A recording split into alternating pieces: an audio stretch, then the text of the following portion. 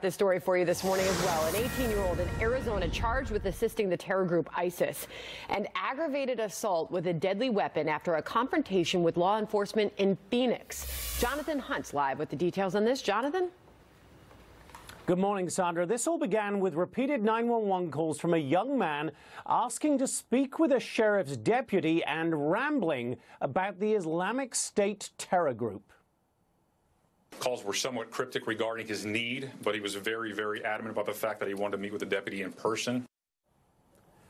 Now, the young man was 18-year-old Ismail Hamed, and at 5:35 p.m. on January 7th, he finally confronted a deputy who had walked out to his car outside the sheriff's station in Fountain Hills. That's just outside Phoenix. Hamed suddenly began throwing rocks at the deputy and then pulled out a knife. The deputy ordered Hamed to drop the knife several times, but he refused. At that point, the deputy shot and wounded Hamed.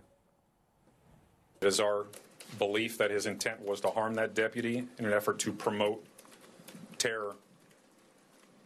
And when I say harm, it's very likely that he would have tried to take the life of our deputy, who had no choice but to fire on him to stop him.